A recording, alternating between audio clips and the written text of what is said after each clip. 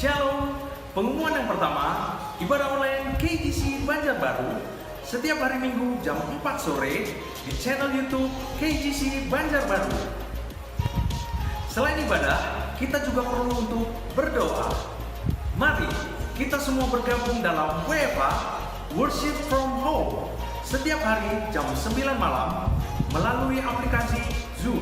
Dan jangan lupa, sebagai asupan rohani kita setiap hari, kita perlu mengerjakan renungan King's Word yang dibagikan setiap pagi di grup line KGC Banjarbaru.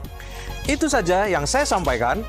Mari kita terus bertumbuh dalam Tuhan melalui renungan, ibadah, dan doa. Selamat beribadah, Tuhan Yesus memberkati. Shalom teman-teman semua. Oke ya, berita terakhir kayaknya kita udah mau memasuki new normal ya. Weh, tepuk tangan dulu dong ya. Karena sebentar lagi pandemi selesai, berarti artinya dan kita bisa apa? Bisa ibadah lagi tentunya ya kan. Saya sendiri juga rindu nih, kita bisa ibadah bareng ya kan. Kumpul sama-sama, nyanyi sama-sama, dengerin firman sama-sama. Itu benar-benar rasa yang tidak bisa kita dapat tempat lain ya kan. Itu hanya di dalam komunitas. Oke, belum kita mulai ibadah, kita doa dulu yuk. Tuhan, terima kasih Tuhan atas berkat rahmat-Mu, sehingga kami pada sore hari ini Tuhan, bisa berkumpul Tuhan, bisa bersatu Tuhan, untuk mengikuti ibadah ini Tuhan. Kami percaya Tuhan bahwa kuasa-Mu, bahwa hadirat-Mu nyata Tuhan, dimanapun kami berada Tuhan, apapun kondisi kami. Kami percaya Tuhan bahwa Engkau melawat setiap kami Tuhan. Biarlah Engkau yang berkati, Engkau sertai Tuhan ibadah pada sore hari ini Tuhan. Dari awal, pertengahan hingga akhirnya Tuhan. Kami serahkan semuanya ini ke dalam tangan-Mu. Haleluya, amin.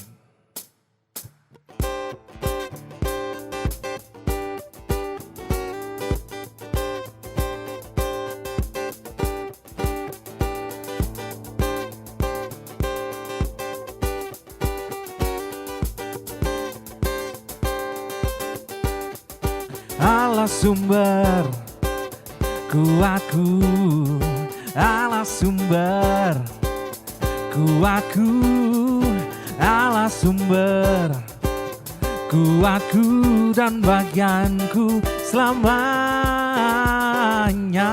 Allah sumber kuatku, kuatku, Allah sumber kuatku, Allah sumber kuatku dan bagianku selamanya,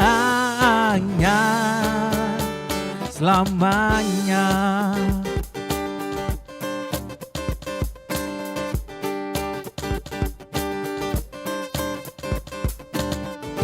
Hanya Kau milikku di surga, tiada yang ku ingini di bumi, hanya Kau. Tak ku andalkan kekuatanku, namun yang pasti kan kekal selamanya. Allah sumber kuatku, Allah sumber kuatku, Allah sumber kuatku dan bagianku selamanya. Allah sumber kuatku, Allah sumber kuatku, Allah sumber kuatku dan bagianku selamanya, selamanya.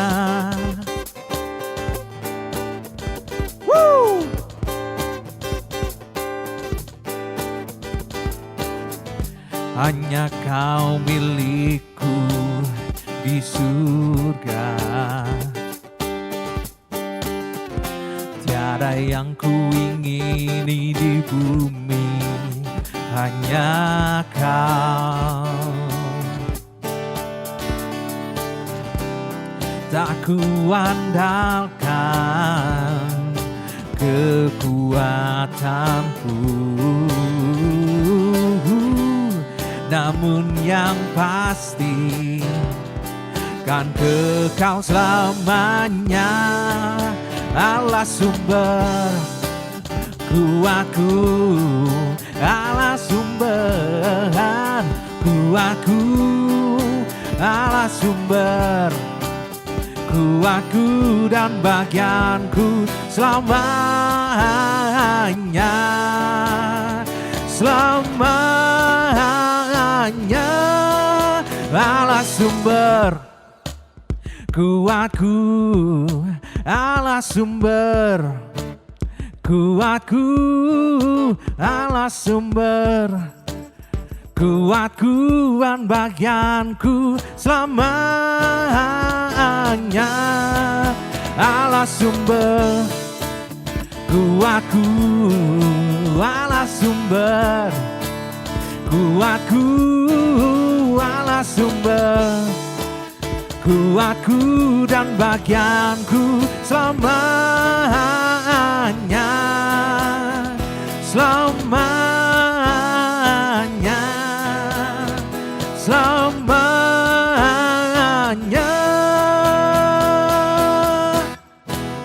selamanya.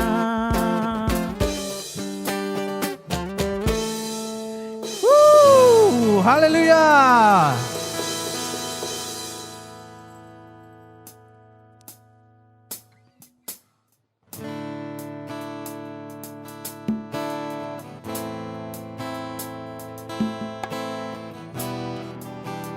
Mari kita siapkan hati kita.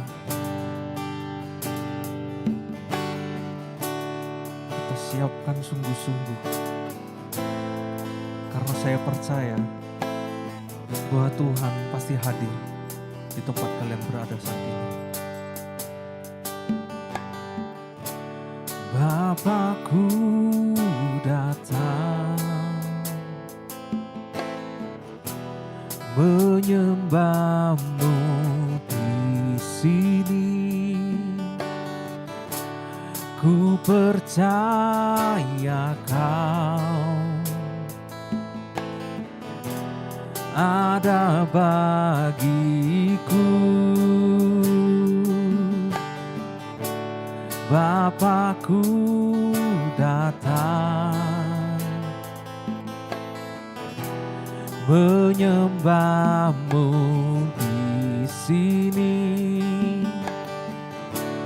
Ku percaya Kau ada bagiku. Tak usah ku takut sebab Kau sertaku. Tak usah ku bimbang, Kau di dalamku. Tak usah ku cemas, Kau penghiburku. Saat ku lemah, Kau kuatku. Ku nyanyi haleluya,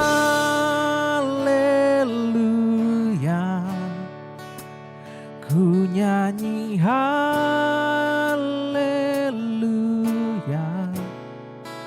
Sungguh Kau hebat, ajaib perkasa perbuatanmu.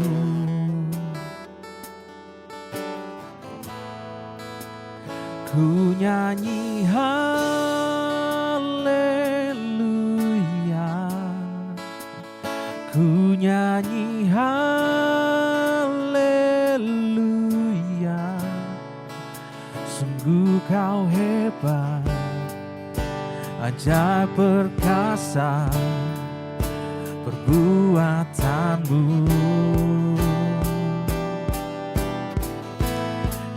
hidupku.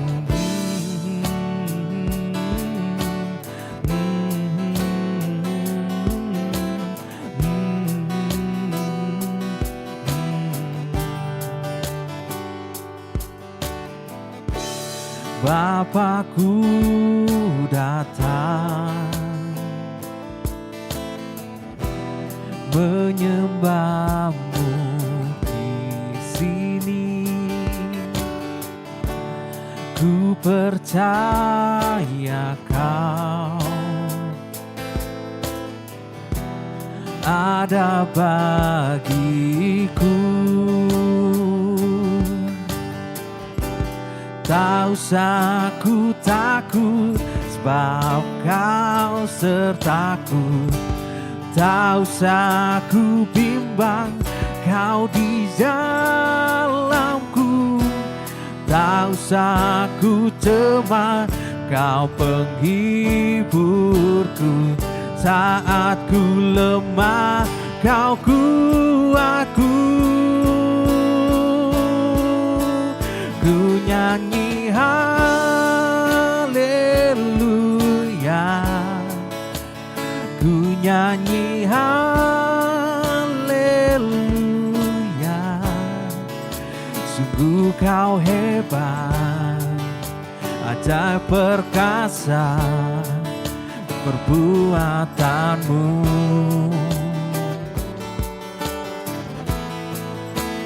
Ku nyanyi haleluya, ku nyanyi haleluya.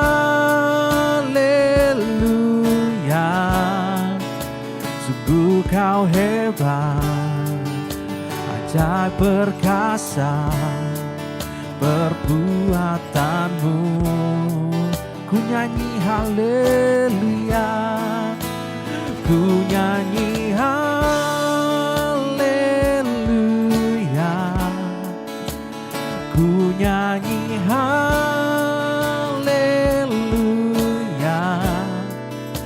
Sungguh kau hebat, ajaib perkasa perbuatanmu.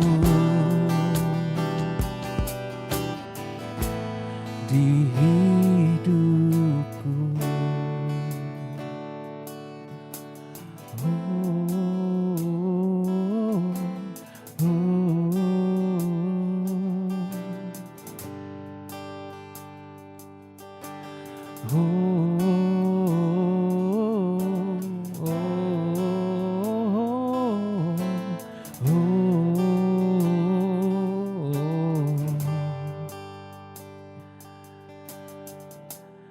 Haleluya.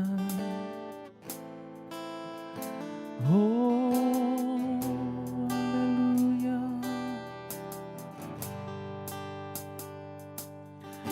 Haleluya. Ku sembah kau, ku sembah kau Tuhan. Oh,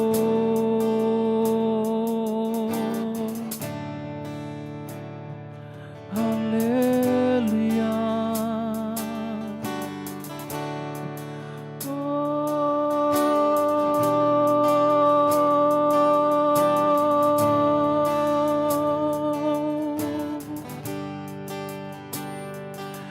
Haleluya. Haleluya. Haleluya.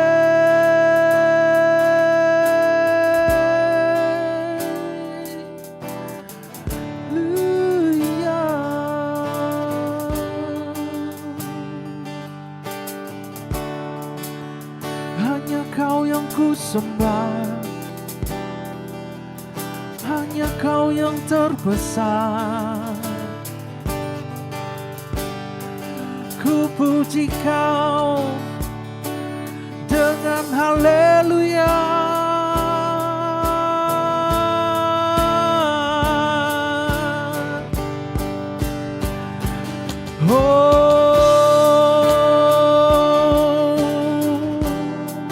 sembah Dia, sembah Dia Sang Raja, sembah Dia Sang Juru Selamat. Oh,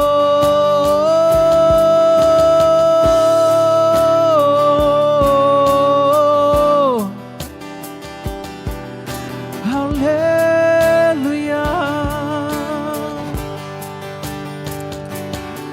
haleluya.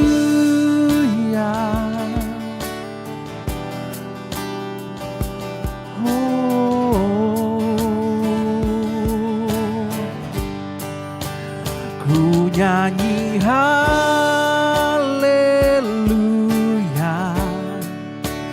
ku nyanyi haleluya.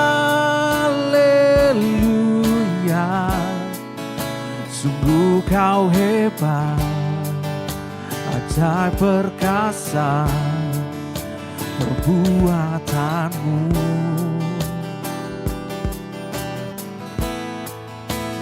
Ku nyanyi haleluya, ku nyanyi haleluya.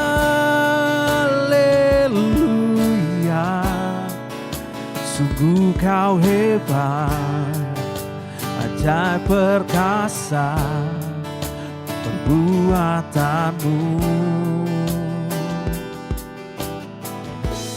Di hidupku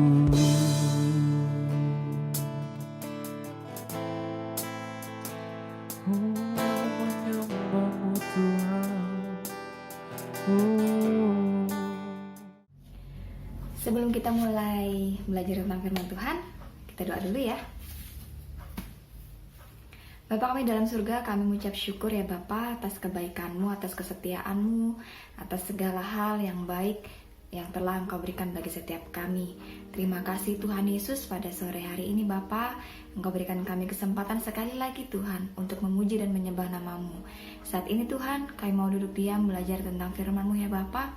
Engkau urapi setiap kami, biarlah setiap kami boleh mengerti dan memahami isi hati-Mu ya Bapa. Terima kasih Tuhan, di dalam nama Tuhan Yesus kami berdoa dan bersyukur, haleluya, amin. Halo, hai, shalom semuanya. Hai, udah minggu keberapa kita ibadah online? Oke, saya harap teman-teman gak pernah bosen untuk tetap belajar di rumah.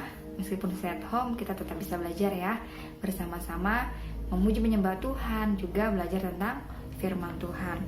Nah, untuk kesempatan kali ini aku mau bawain sesuatu dengan judul high quality. Oke. Apakah itu high quality? Kita akan belajar bersama-sama ya. Nah, kalau setiap kita pasti percaya ya bahwa kita ini adalah umat pilihan Allah. Allah itu tidak pernah salah memilih kita sebagai anak-anak kesayangannya. Terus kalau teman-teman bertanya, apakah hidupku berarti? Apakah hidupku berharga? Jawabannya, yes. Setiap hidup kita itu mempunyai arti di hadapan Tuhan, dan setiap hidup kita itu sangat amat teramat berharga di hadapan Tuhan. Karena apa? Kita adalah ciptaannya yang paling sempurna. Ya, setiap kita adalah umat-umat pilihan Allah. Setiap kita adalah umat-umat menang di hadapan Allah. Amin. Setiap kita boleh dimenangkan oleh penebusan melalui darah Kristus ya. Nah, berbicara tentang high quality, berbicara tentang kualitas yang tinggi, kualitas yang baik. Setiap kita pasti menginginkan segala hal yang ada pada kita saat ini adalah hal-hal yang terbaik dengan kualitas yang terbaik. Sama seperti yang terjadi di luar sana. Kalau kita berpikir ya, di dunia sekuler, dalam sekolahan, dalam pekerjaan kita, dalam pergaulan kita, ya, setiap kita menginginkan semuanya adalah hal-hal yang terbaik dengan kualitas yang terbaik.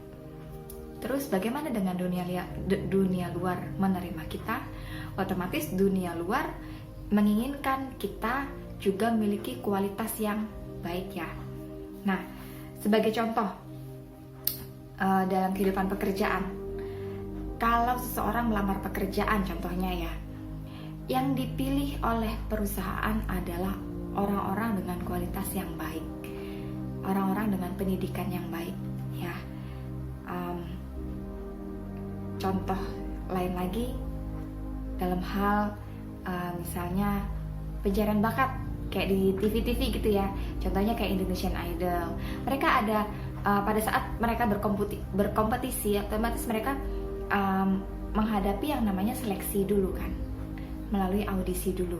Nah, pada saat audisi itu tim juri memilih orang-orang dengan kualitas yang baik. Kalau Indonesian Idol kan otomatis kompetisi dalam bernyanyi, otomatis para juri memilih orang-orang dengan kualitas vokal, dengan kualitas suara yang baik gitu ya. Dalam hal apa lagi?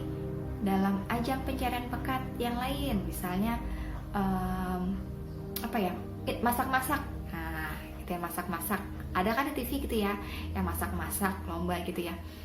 Tim juri pasti akan menilai, pasti akan memilih masakan dengan kualitas yang terbaik, memilih orang-orang dengan teknik memasak yang baik, yang jago masak, yang masakannya enak, pokoknya segala hal dengan kualitas yang terbaik ya.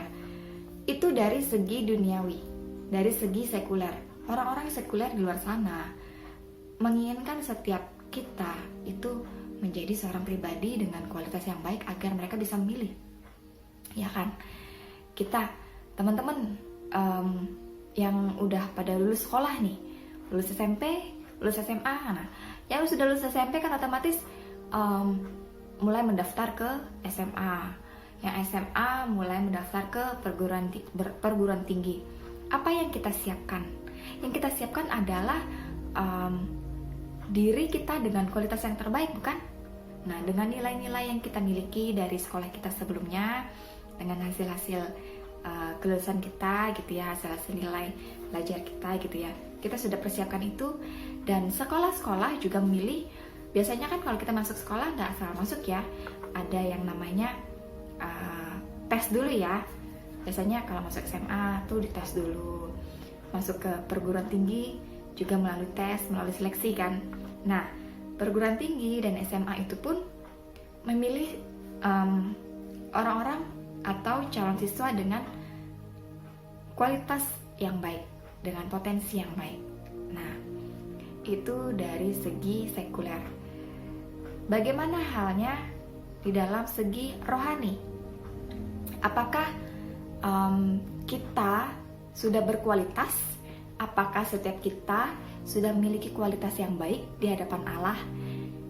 Ada yang pernah bilang seperti ini. Bukan ada yang pernah bilang ya, ada orang yang banyak bilang seperti ini. Nggak apa-apa, apa adanya aja kita. Tuhan pilih kita apa adanya kok. Iya memang Tuhan memilih kita, Tuhan mencintai kita dengan apa adanya diri kita. Tapi apakah setiap kita akan membiarkan diri kita itu dengan standar biasa? Tentu saja tidak kan. Setiap kita otomatis ingin mengupgrade diri kita sendiri. Setiap kita menginginkan kita ini upgrade talenta-talenta kita, kemampuan-kemampuan yang kita miliki kita upgrade, kita kembangkan lagi sehingga kehidupan kita menjadi lebih berkualitas. Nah, kalau kita pahami itu, kalau kita sadari itu, pada saat kita tahu nih, kita adalah umat-umat pilihan Allah. Pada saat kita menyadari hal itu, otomatis setiap kita pasti juga ingin memberikan yang terbaik bagi Tuhan, memberikan yang terbaik semuanya apa yang kita miliki bagi Tuhan. Otomatis kita tidak mau yang biasa-biasa saja kan. Kita ini sudah dipilih kan. Kita ini sudah dipilih, otomatis kita tidak mau yang biasa-biasa saja. Otomatis kita juga mau menjadi pribadi yang baik agar Tuhan itu tidak kecewa pada saat memilih kita gitu ya. Sebenarnya Tuhan tidak kecewa pada saat memilih kita, tapi hanya saja kita sendiri yang harus mengupgrade diri kita agar diri kita menjadi pribadi yang lebih berkualitas. Nah, di sini saya akan bagikan sesuatu, belajar dari sosok pribadi yaitu Daud. Nah, bagaimana Daud itu mulai dipilih Allah menjadi seorang raja? Kita buka bersama-sama ya di 1 Samuel pasalnya ke-16 ayatnya yang pertama sampai yang ke-13. Kalau teman-teman baca ini, kita banyak sekali mendapatkan poin-poin penting ya. Nah, untuk 13 ayat ini kita baca bersama-sama ya. 3, 2, 1. Dengan perikop Daud diurapi menjadi raja. Berfirmanlah Tuhan kepada Samuel, berapa lama lagi engkau berduka cita karena Saul? Bukankah ia telah kutolak sebagai raja atas Israel? Isilah tabung tandukmu dengan minyak dan pergilah. Aku mengutus engkau kepada Isai, orang Betlehem itu, sebab di antara anak-anaknya telah kupilih seorang raja bagiku. Tetapi Samuel berkata, bagaimana mungkin aku pergi? Jika Saul mendengarnya, ia akan membunuh aku. Firman Tuhan, bawalah seekor lembu muda dan katakan, aku datang untuk mempersembahkan korban kepada Tuhan. Kemudian undanglah Isai ke upacara pengorbanan itu. Lalu aku akan memberitahukan kepadamu apa yang harus kau perbuat. Urapilah bagiku orang yang akan kusebut kepadamu. Samuel berbuat seperti yang difirmankan Tuhan, dan tibalah ia di kota Betlehem.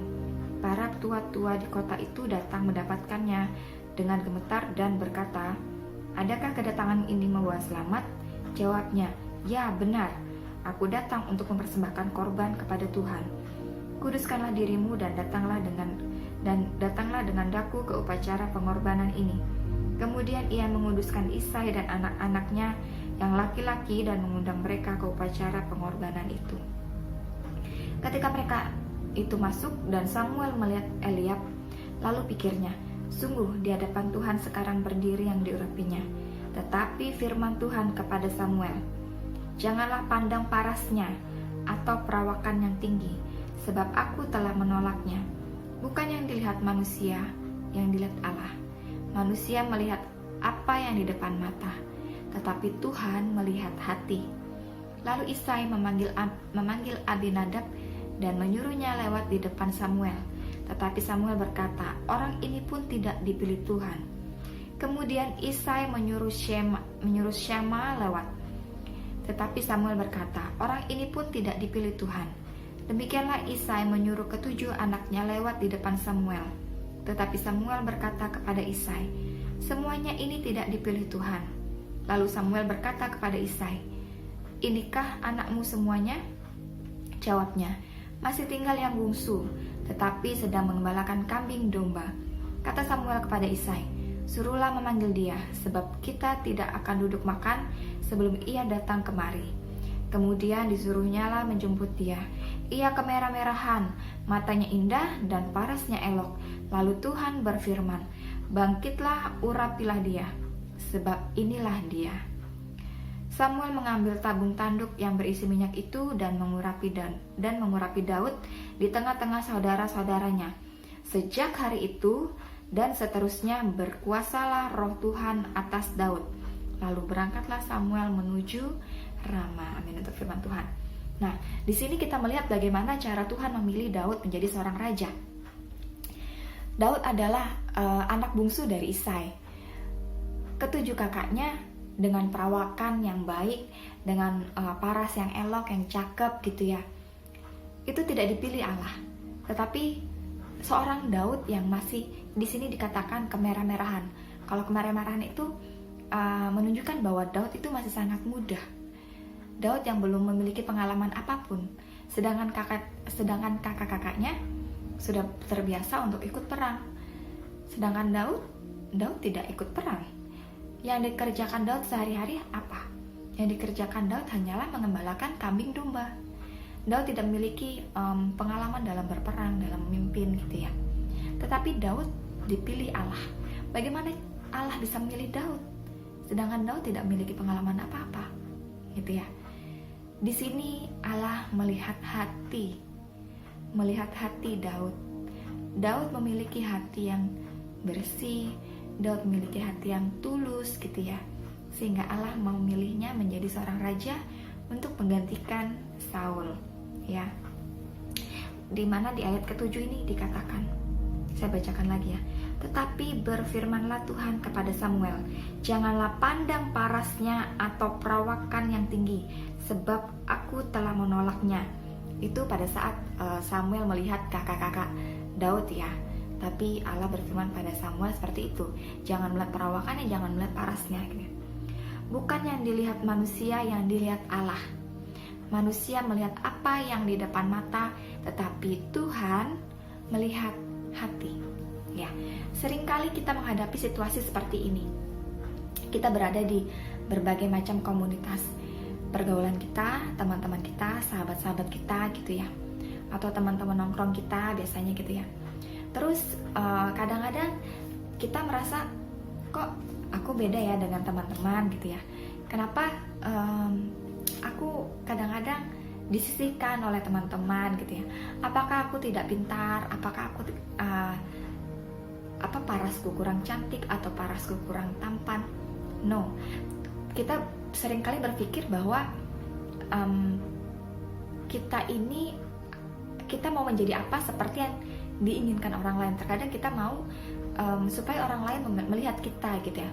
Kita ingin supaya orang lain itu mengakui keberadaan kita, mengakui ini loh, aku ada di sini gitu loh. Kita ingin supaya orang lain itu memandang kita gitu ya. Tapi di hadapan Tuhan kita tidak seperti itu.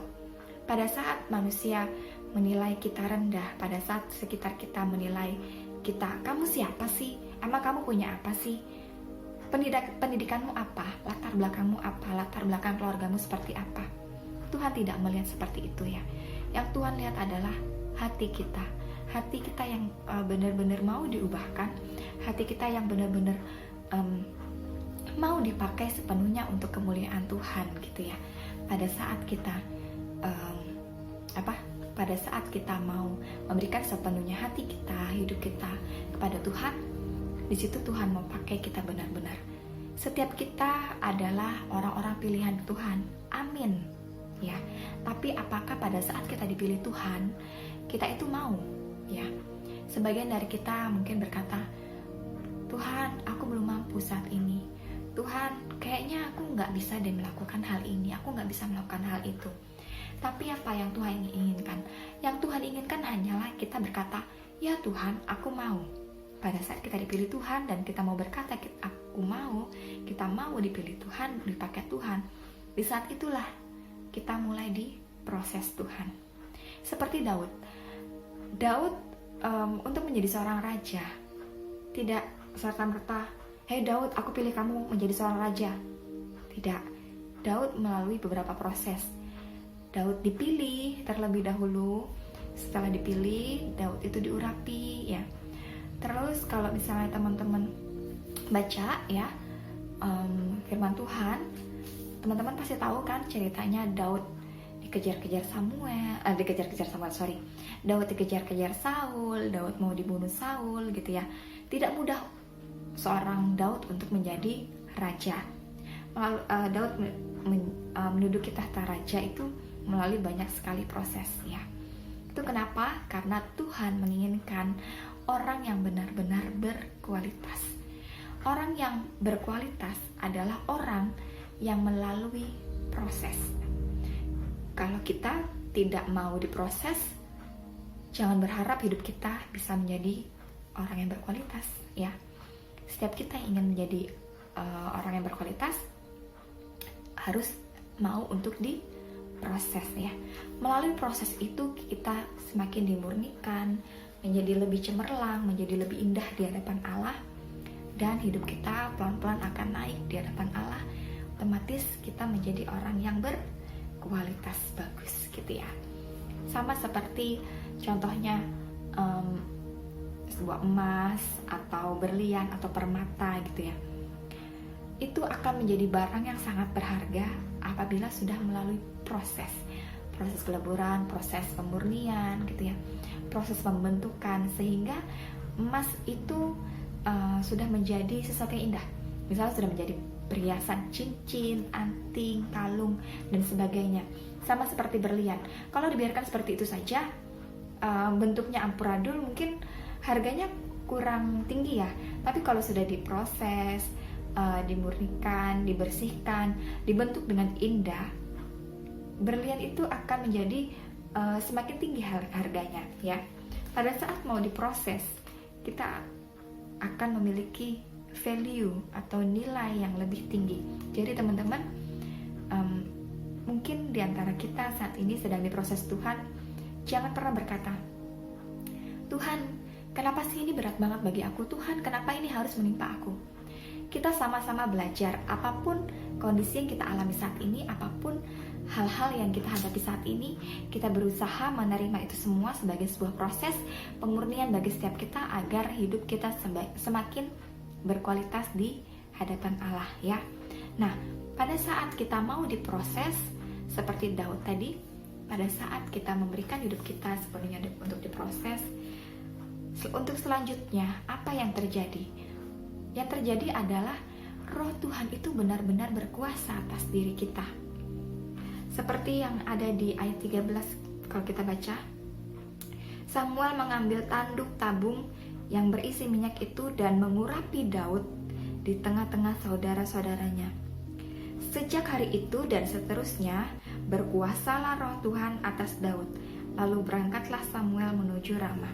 Nah, setiap kita adalah anak-anak pilihan ya. Kita sudah diurapi oleh Tuhan. Oke? Sama seperti Daud yang sudah diurapi dengan minyak oleh Samuel. Pada saat Daud sudah diurapi minyak, untuk selanjutnya Roh Tuhan berkuasa atas Daud. Sama seperti kita, hidup kita dipilih, kita diurapi oleh Tuhan, kita mau menyerahkan hidup kita. Pada saat itu juga Roh Tuhan yang ada pada kita itu benar-benar berkuasa. Ya. Yang pertama, pada saat kita dipilih Tuhan, secara otomatis Roh Tuhan itu ada dalam hidup kita. Pada saat kita mendeklarasikan bahwa kita adalah anak-anak terang, kita adalah anak-anak Tuhan, secara otomatis itu Roh Kudus itu ada di dalam hidup kita. Dan pada saat kita menerima pengurapan dari Tuhan, Roh Tuhan, Roh Kudus itu benar-benar berkuasa atas kita. Ya, jadi jangan pernah menyanyiakan keberadaan Roh Tuhan di dalam hidup kita. Jangan pernah menyanyiakan keberadaan Roh Kudus di dalam hati kita. Ya. Karena apa? Karena Roh Tuhan, karena Roh Kudus itulah yang berkuasa, yang memimpin setiap kita untuk melakukan segala hal, untuk melakukan segala sesuatu. Pada saat kita di bawah pemimpinan Roh Kudus, pada saat kita di bawah pimpinan Allah, itu hidup kita akan menjadi lebih mudah. Apapun yang kita lakukan akan menjadi lebih mudah, ya, daripada kita mengandalkan kekuatan kita sendiri. Amin. Nah, pada saat kita mendeklarasikan hidup kita untuk Tuhan, Tuhan berkuasa, Roh Allah berkuasa atas hidup kita, otomatis hidup kita bukan menjadi hidup yang biasa-biasa saja. Otomatis kita bukanlah anak muda yang biasa-biasa saja. Kita adalah anak muda dengan kualitas yang terbaik di hadapan Allah. Amin. Kita tidak mau kan hidup kita itu memiliki kualitas dengan standar dunia saja.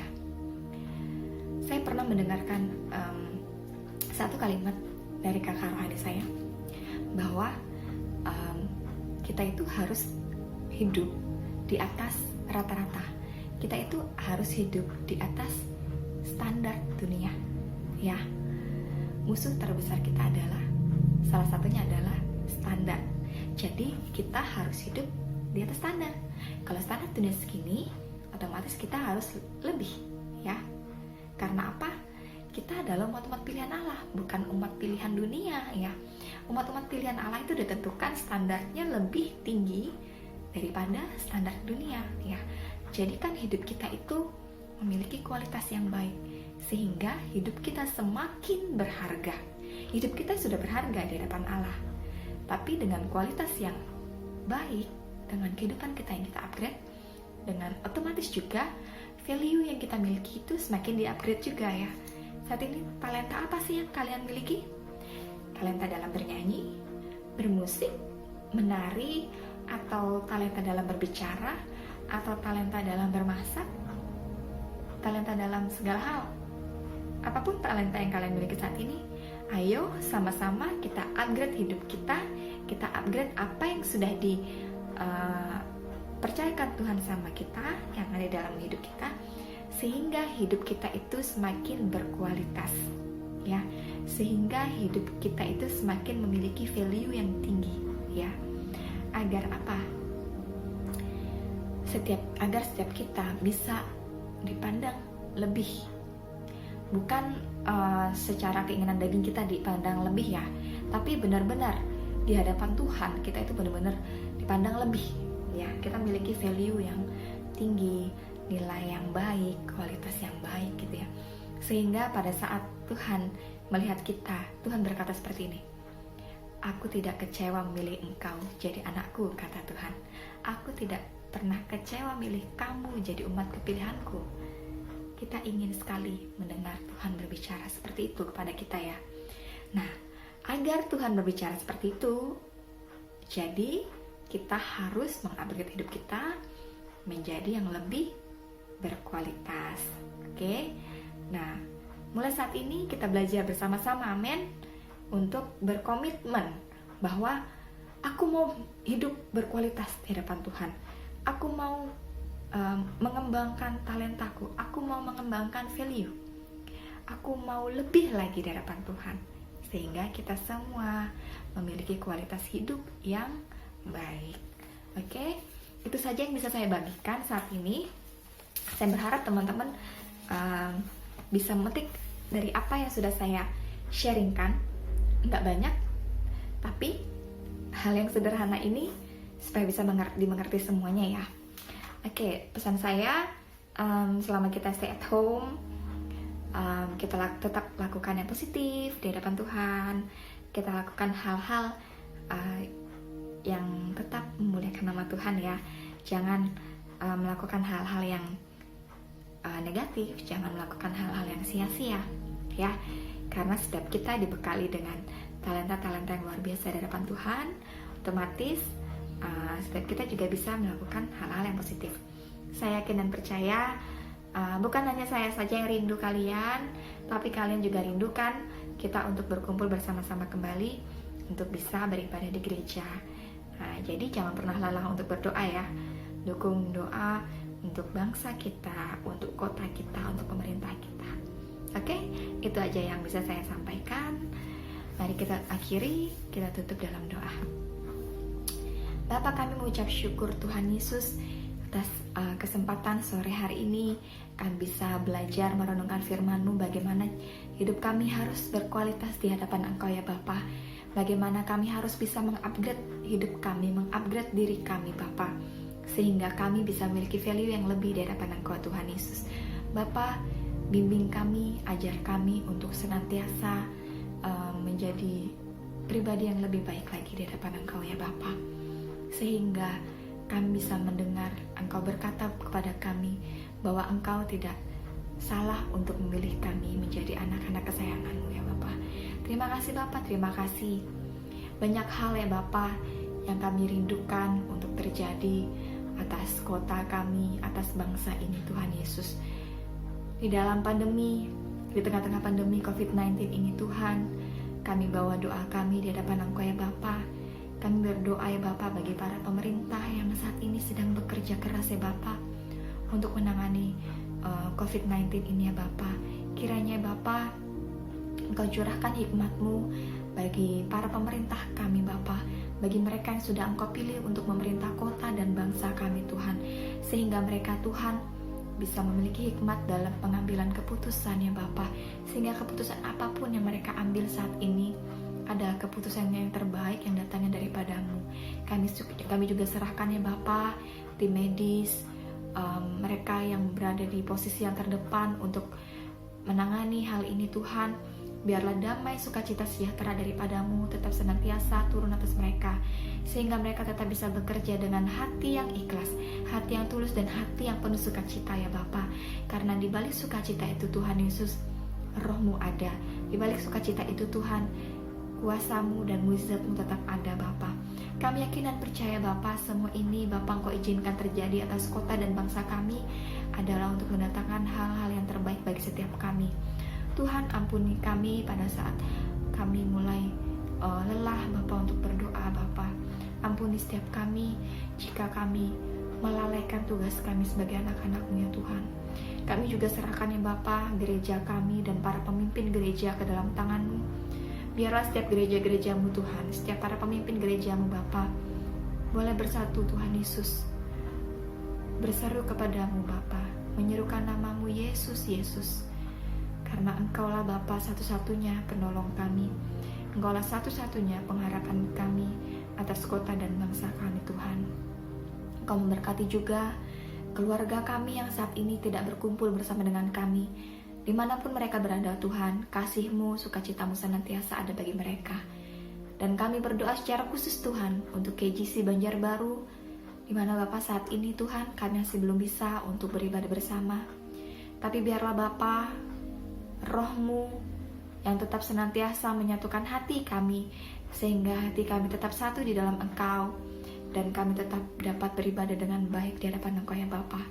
Apapun yang terjadi pada saat ini Tuhan, di hadapan kami Tuhan, kami bersyukur Tuhan. Ajarkan kami senantiasa untuk mengucap syukur apapun yang terjadi Tuhan. Karena kami yakin dan percaya Bapa, jalan-Mu adalah jalan yang terbaik bagi setiap kami. Terima kasih Bapa, terima kasih. Biarlah firman Tuhan ini, biarlah firman-Mu ini boleh membangkitkan setiap iman kami Bapa, boleh mengajarkan setiap kami Bapa. Terima kasih Bapa, terima kasih. Di dalam nama Tuhan Yesus kami berdoa dan ucap syukur, haleluya. Amin. Selamat hari Minggu. Tuhan Yesus memberkati.